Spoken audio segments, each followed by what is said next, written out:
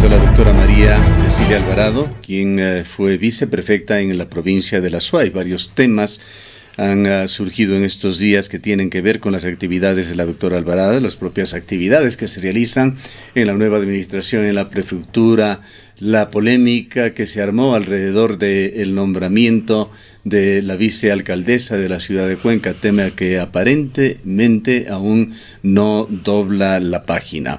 Quisiéramos conocer sus impresiones, doctora Alvarado, sobre el acontecer político local en general, los pasos que se han dado en el caso de la alcaldía, de la prefectura en la provincia de La Suay y la actuación también de nuestros representantes en la asamblea. Muchísimas gracias, Gustavo. Como siempre, un placer poder compartir con todos los amigos radioescuchas y quienes están además siguiéndonos a través de las distintas señales. Como siempre decimos, los 100 primeros días de las autoridades es un poco ese hito, ¿no? que la prensa, pero también la ciudadanía le da a las autoridades para que nos diga para dónde vamos, ¿no? 100 días la ciudadanía, la gente en la calle reconoce también como poquito tiempo. Nadie espera obras monumentales en 100 primeros días, nadie espera que los problemas estén resueltos o terminados, pero me parece que hay algo que la ciudadanía sí espera, ¿no? Y aunque lo llamemos de distinta forma, lo que esperamos y lo que demandamos de las autoridades normalmente es que sepamos a dónde vamos y que tengamos una claridad en la planificación, en las orientaciones y un trazado, como diríamos, de una ruta más o menos clara que nos permita decir cuáles van a ser las ejecutorias después. Hace unos días, el día miércoles, con la Izquierda Democrática y el Instituto de Formación Política que tenemos en el partido, realizábamos justo un conversatorio, un foro sobre esto, y decíamos, ¿no? Decíamos, hasta en la actividad más pequeña, si es que usted es presidente del colectivo más pequeño, de su curso, de su grado, del barrio, lo primero que hay que hacer es escribir cuáles son las prioridades, saber además con qué plata se cuenta para resolver esas prioridades y pues encargar unos responsables y poder trabajar. La gente a veces piensa que planificar es postergar y podría entenderse así cuando pasamos planificando, pero la planificación o la orientación nos permite que después las ejecutorias puedan ser más responsables. Y un primer elemento que yo quisiera poner sobre la mesa es que me parece que en ambos casos, tanto en prefectura como en alcaldía, no vemos una orientación clara de cuáles son las definiciones, cuáles son las urgencias, cuáles son las prioridades y las líneas programáticas que se están planteando tanto en alcaldía como prefectura. En la prefectura, sin duda, hay un tema que es gravitante, que no lo es desde la administración, lo es desde la campaña electoral, y es el tema de la defensa del agua, pero ahí igualmente encontramos algunas cosas que nos dicen cómo la ciudadanía puede involucrarse y puede estar defendiendo el agua, que al menos para nosotros y personalmente nos parece no debe haber punto de discusión. Ahí sí, más allá de diferencias políticas, de estrategias, incluso de reparos que yo tengo de la forma en cómo la prefectura puede estar tomando el tema, me parece que es indispensable y lo que primero deberíamos salvar es el que toda la ciudadanía pueda ser parte de una defensa del agua sin poner por medio las diferencias, sino lo que me parece es una voz unánime en Cuenca hoy y en el Azuay. El agua tenemos que ligarlo necesariamente con la minería. Y hay una política minera expuesta y promovida por el gobierno nacional, y hay representantes del gobierno nacional, además aliados, que se alinean con estas políticas. ¿Cómo mira usted esto? Y aquí quisiera preguntarle qué le pareció el nombramiento del doctor Giovanni Palacios como representante del Ministerio de Gobierno aquí.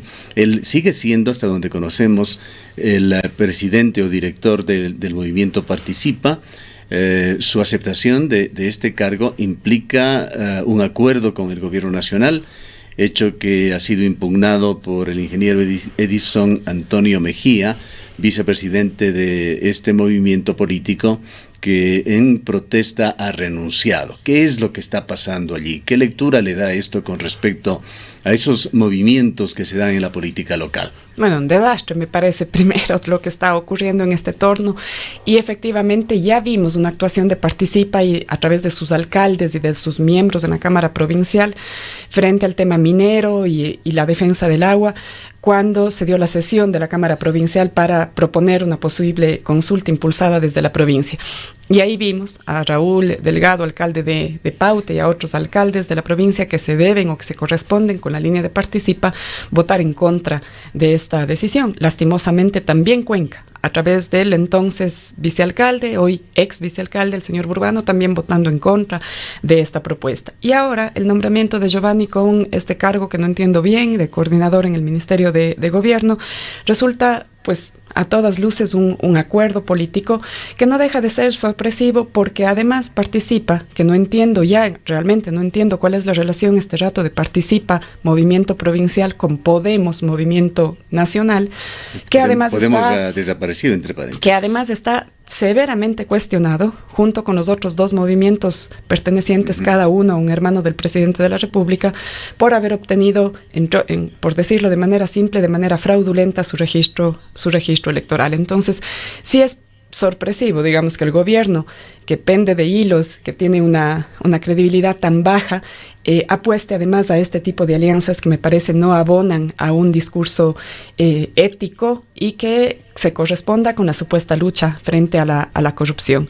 Más allá de eso, el primer anuncio que ha hecho Giovanni Palacios ha sido que en los próximos días recibiremos la visita del presidente con un buen anuncio frente al tema de la minería, y se especula, se habla de un posible decreto presidencial que saque a las mineras de las fuentes de agua y que por lo tanto ya no sea necesaria la consulta, dicen, ¿no? Al menos así es como lo recogió la prensa. ¿Qué es lo que yo creo? Si es que el presidente de la República, que durante todo este tiempo no ha dado una sola señal de querer sacar y de cumplir, en el caso de Río Blanco, además con la sentencia judicial que determina que la minera debería estar suspendida completamente y sin nada de actividad en la zona de Río Blanco, sin que tengamos ninguna señal, pero si es que ahora quieren hacer un decreto presidencial, pues que lo haga. Bueno, señales ha habido. Como señales la frase, mineras, digamos, como ¿no? La frase de Otto Sonnenholzer, que dijo que se hará minería en donde haya minerales. Así es. Y además con una agenda minera, incluso internacional, el ministro de Finanzas y digamos toda la política económica del gobierno apuntando más bien a un desarrollo minero intensivo en el Azuay y en el resto del Ecuador. Si es que de pronto eso va a cambiar, si es que definitivamente van a dar pie atrás con esas intenciones, pues a mí me parece maravilloso. Así es. Pero no quita un decreto presidencial, es lo que se ha comprometido públicamente en las primeras declaraciones de Giovanni Palacios. Este decreto presidencial a mí me parece mejor todavía si es que recibe la solidez, digámoslo así, o el candado de tener además una consulta popular en la provincia que determine que definitivamente en la provincia de la Azuay no estamos ni con un poquito de ganas de poner en riesgo la calidad y la cantidad de agua de nuestra provincia, incluso de las provincias vecinas, que podría verse afectado por el tema minero. Entonces, a mí me parece que la consulta, que usted en la nota antes de empezar este diálogo lo comentaba, está avanzando en un análisis de constitucionalidad en la Corte Constitucional, y el posible decreto, que no sabemos hasta que no se ejecute, no se lo dicte y no se lo implemente, no sabemos cuáles serían los efectos, me parece que no son incompatibles, y que más vale, si es que el gobierno de verdad, auténtica y honestamente, quiere permitirnos que en el Azuay no se imponga a la fuerza este lema de la minería va porque va, sin importar las fuentes de agua, sin importar áreas de recarga, sin importar el Parque Nacional Caja, sin importar otras alternativas de desarrollo, pues entonces deberíamos más bien hacer que tengamos el decreto y que tengamos la consulta. Pero más allá del decreto, lo que deberíamos exigirle al gobierno nacional es que tengamos planes de desarrollo y que se movilicen recursos, no para militarizar las zonas, sino para de verdad apoyar a las comunidades que ciertamente lo que buscan es trabajo. Y que en muchos de los casos, incluso los defensores de la mina, lo que nos han dicho, nosotros no defendemos a la minera porque nos gusta la minería, defendemos una fuente de trabajo. Así es que ahí es en donde prefectura, municipio, junta parroquial y gobierno nacional deben emprender en un trabajo articulado y directo, con recursos, con inversión, para generar fuentes de trabajo y alternativas de desarrollo en esas comunidades.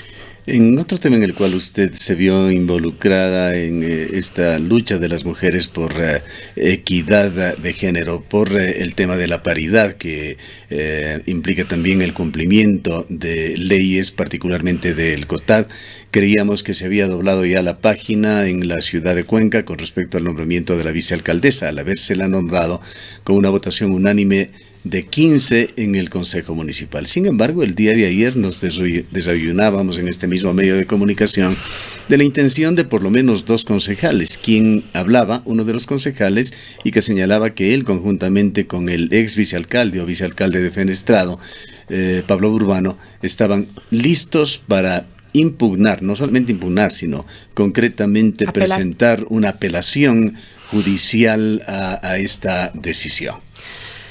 Mire, yo realmente siento que este es uno de los, si podemos decir, de estos 100 días, cuáles podrían ser las cosas, los errores políticos más grandes que se han cometido. No cabe duda que en el caso de la alcaldía de Cuenca, un error convertido en horror es el tema de la designación de la vicealcaldesa. El alcalde y los concejales sabían, yo mismo conversé con muchos concejales y sé que varias compañeras incluso conversaron personalmente con el alcalde, sabían que el mandato del artículo 317 del COTAD es claro y que no debían armarse un lío innecesario. No quisieron escuchar. Las versiones que tenemos inclusive nos dicen que en primer momento el alcalde estaba de acuerdo con nombrar una vicealcaldesa, que inclusive le parecía que Marisol Peñalosa debía ocupar ese cargo, no solo por paridad de género, sino también por desarrollo territorial, tener una persona que venga de la ruralidad. Pero la información que recibimos fue que los mismos compañeros de la organización política de Marisol, los concejales de Renace, fueron quienes no le apoyaron e intentaban una negociación con el alcalde para otro de sus concejales, que efectivamente no era Marisol, sino era uno de los varones. Y eso terminó en una negociación cediendo mesas y comisiones importantes y la designación de Pablo Urbano como lo conocemos en 2 intentos y demás. El Cabildo por las Mujeres, y en esto yo quiero ser siempre muy enfática, esta no era una batalla ni una pelea personal, ni siquiera Marisol y Paola Flores, la otra concejala, podían llevar adelante una lucha personal, como se ha querido decir, un tema de vanidad personal de ellas o de interés político personal de ellas. El Cabildo por las Mujeres, que reúne a las organizaciones y las mujeres activistas en esta ciudad, somos quienes junto con la Defensoría del Pueblo impulsamos una acción legal que, fíjese usted, ha desencadenado en acciones en todo el país, para buscar que se cumpla el principio de paridad. Algunos dicen que no les gusta, que no les parece, que es antidemocrático. Realmente nos hemos cansado de explicar, pero en un consejo cantonal en donde existen 2 concejalas mujeres, el mandato de si se puede cumplir la paridad sí era posible, el juez lo ha dicho con absoluta claridad y me apena que la ciudad tenga que seguir entrampada en una discusión inútil. En este momento tenemos vicealcaldesa, como mujeres la respaldamos, pero también le exigimos que cumpla con un rol que nos corresponda y que se haga un trabajo por el bien de la ciudad. Yo tengo también que decir aquí, Gustavo, y con tristeza, que sí vemos con preocupación lo que está pasando también con la viceprefectura. En el caso de la viceprefectura, el binomio se elige en urnas, es un binomio paritario, en este caso, Yacu Pérez y Cecilia Méndez, y pues la muestra de que no solamente basta ser elegidas y tener, en este caso, el respaldo de la paridad en urnas, pues nos permite tener una verdadera representación. Yo he revisado, he seguido, he visto las actuaciones de la prefectura, lo que se publica en las redes sociales, en la página web y demás, y tengo que decir que mi primera impresión es que hay una invisibilización de la viceprefectura. Y como ex viceprefecta y además como militante del movimiento de mujeres también tengo preocupación en estos temas. ¿Pero cree usted que son por restricciones que se le impone? Mira, la información que tenemos, que lastimosamente no tengo pruebas y no lo puedo manifestar sin pruebas, pero realmente vemos con preocupación lo que está sucediendo. En un caso, como digo, en una pelea inútil, en un debate que no debió haberse dado, todos estos 100 días peleando por la vicealcaldía, no debió haber existido si es que se cumplía el día 15 de mayo con lo que la ley y la Constitución establece, y ese debía ser un tema superado, ¿no? Hemos pasado 100 días en una batalla en la que se reconozcan los derechos de representación política. Y en el caso de la viceprefectura, en cambio, son 100 días en los que vemos que no existe una viceprefectura que pueda decirse está contando con el respaldo, con el espacio, con las competencias, con el margen de acción, porque ser vice es bien difícil. Yo lo expresé experimenté en carne propia y sé lo que es. Si es que usted no tiene delegaciones, condiciones, pues hay que buscarse trabajo propio, digamos, espacios propios, pero siempre vamos a estar supeditadas a quien sea la primera autoridad. Y me parece que este es un momento también para reflexionar que no solamente el discurso, no solamente basta llamarse o decirse feminista, necesitamos de verdad un compromiso que nos diga que somos capaces de dejar egos y posiciones personales. Lastimosamente no lo vemos. Y ahí sí lo digo, veo con tristeza que en muchos de los casos los nuevos políticos o llamados o autodenominados nuevos políticos, y lo hemos visto en los discursos de los concejales, en los discursos de varios de los actores políticos, lastimosamente pesa mucho estos egos y vanidades personales. No ve usted con mucho optimismo las nuevas épocas, los nuevos vientos políticos aquí. Mire, hay algunas señales que me hacen creer que, bueno, hemos sido prudentes y hemos esperado estos 100 días con prudencia, pero hay cosas que empiezo a ver con temor. La ciudadanía votó y me parece, hay que reconocerlo, no solo en Cuenca, no solo en el Azuay, en el país entero, le apostó a cuadros nuevos en política. Y eso es bueno, eso es importante porque el que tengamos nuevas voces, nuevas presencias, debería significar que tengamos nuevas formas de hacer política. Y lastimosamente veo que en estos días empezamos a verles a los actores políticos caer en la tentación de replicar las mismas prácticas.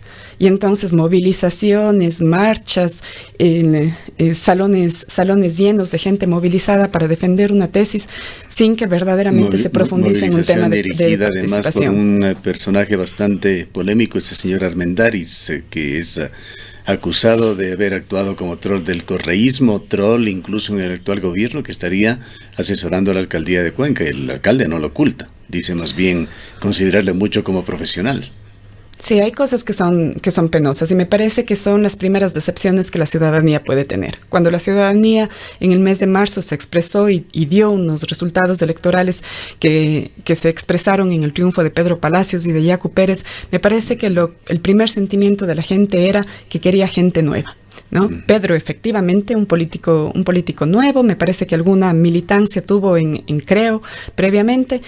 El Yacu, no como Yacu, como Carlos Pérez, fue antes ya 2 veces candidato a prefecto, concejal de Cuenca, pero digamos que la gente lo entendió, los jóvenes lo entendió como nuevo. Pero doctor Alvarado, también otra faceta de esas viejas estructuras que persisten. Allí tenemos a políticos locales sin hacer juicios de valor, sino simplemente para señalar que continúan allí. Y Iván Granda, con las funciones que usted sabe está cumpliendo, más allá de la corrupción, como un eje coordinador de acciones políticas del régimen en esta provincia. Está Dora Ordóñez ayudándole en estas mismas tareas. Está Humberto Cordero, aquí como secretario de contratación en esta entidad, el SECOP, que está hoy siendo materia de análisis de varias publicaciones periodísticas que ha sacado el Universo y que dan cuenta de cómo desde esta organización que debería defender los intereses del Estado, los intereses de los contribuyentes, se siguen entregando a dedo obras. Allí está uno de los beneficiarios, Iván Sempertegui, un subsecretario de Obras Públicas. Esas viejas estructuras continúan vigentes también aquí en la provincia de la Azuay. Mire, la política es mucho más compleja de lo que uno esperaría y ciertamente hay cosas maravillosas y la posibilidad de trabajar por el bien de la gente, la posibilidad de decidir y de incidir positivamente en la ciudadanía es lo que siempre hace que quienes creemos en la política como una herramienta de transformación real la podamos ejercer a pesar de todos los problemas. Pero de las cosas más dolorosas que nos da la política es precisamente estas distancias, estas diferencias con personas con las que alguna vez incluso se compartió, se trabajó y pensábamos que teníamos objetivos comunes, ¿no? Y yo quiero pensar que en muchos de los casos podemos seguir compartiendo esos espacios. Pero hay algo que es una línea roja, al menos en mi caso, y son los temas de corrupción. Siempre que tenga de por medio, yo puedo tolerar cualquier tipo de diferencia política, puedo tolerar hasta cambios de posiciones, aunque algunos resulten justificados de manera extremadamente forzosa. Pero lo que definitivamente no puedo tolerar son temas de protección, de defensa, de ocultamiento o de distracción frente a temas de corrupción. Y nos parece que ahí este gobierno, que además ha tomado el tema de la lucha anticorrupción como una de sus banderas, quizás como la única en la que reiteradamente nos sigue insistiendo, me parece que nos está debiendo y de largo. Yo personalmente con este gobierno he perdido toda vinculación, toda relación, si es que alguna vez la pude tener al inicio de la administración, digamos, con personas que podían estar cercanas ahí, pero realmente desde hace largo tiempo atrás siento que este gobierno peca de no tener una orientación, de haberse derechizado por completo y de haber fracasado en lo que fue su principal lucha, que es el tema de lucha contra la corrupción. Ya, tenemos una reacción, que estamos ya sobre el tiempo y le vamos a rogar a la persona que está en línea, que se trata de la señora viceprefecta de la provincia de El Azuay, que quiere referirse al haber sido aludida en las declaraciones de la doctora Alvarado. Le damos la bienvenida, doctora Méndez. Buen día, Ondas Azuayas, y buen día a la doctora Alvarado. Le agradezco la preocupación de ella para informar a la ciudadanía y ella también que efectivamente en la viceprefectura tenemos un problema serio desde el punto de vista constitucional, diría yo, que es relacionado con nuestras funciones. En ese sentido, todavía yo estoy cumpliendo los 100 días también, porque yo recibí una delegación pues casi un mes después de que nos posesionamos, de manera que para informar a la ciudadanía que efectivamente he presentado 5 proyectos en relación a las delegaciones del señor prefecto, y efectivamente tenemos algunas diferencias políticas, diría yo, que en su momento pues podré señalarlo a la ciudadanía de la Azuay, pero lo que en este rato me congrega a hablar en este momento es señalar la necesidad de que debe haber una reforma constitucional en relación a las viceprefecturas del país, y en eso pues he dado mis primeros pasos para lograr esta reforma, que no es del COTAD, porque ahí hay muy poco que hacer, tampoco está en el Código de la Democracia, y ahora estoy en una lectura exhaustiva del Código de Finanzas Públicas para mirar si hay algo que pueda ampararnos en ese sentido. En todo caso, es constitucional el tema de las viceprefecturas, porque ciertamente no es posible que participemos en elecciones, nos sometamos a la elección popular y al final pues estemos sujetas a la decisión de lo que yo considero, y así lo interpreto, como el monólogo del poder, y eso pues nos afecta a todos. Ahora, doctora Méndez, si no hemos entendido mal, lo que la doctora María Cecilia Alvarado sugería aquí es una disminución en la exposición suya como funcionaria pública, como viceprefecta de la Azuay, por temas de género. ¿Ha sentido usted de que realmente exista también? Tendríamos que señalarlo muy clara y directamente para ser puntuales ciertos ribetes de machismo dentro de la prefectura provincial de la Azuay. Mire, hay las dos cosas. No me parece que uno debería decir es solo político o no es de género. Sí lo es también, por supuesto, claro que sí. En todo caso, esta es una lucha en doble frente, uno político, constitucional, y otro también por los temas de género. ¿Se encuentra usted más allá de las regulaciones que intenta cambiar a través de modificaciones en reglamentos o en leyes que usted señala los está presentando? ¿Se ha sentido usted relegada en sus funciones en el gobierno provincial? Por constitución sí, pues, porque no tengo ninguna función propia. Ya, pero esto dice la ley, pero me refiero en cuanto ya, digamos que políticas laborales, sabiendo que usted es parte de ese binomio que fue elegido por el voto popular. Sí, por supuesto. Creo que lo que estoy diciendo es un posicionamiento de orden político ya en este momento público, que hay que enfrentarlo de una manera serena, política y pública. Eso es lo que me parece a mí. Bien, muchas gracias a la doctora.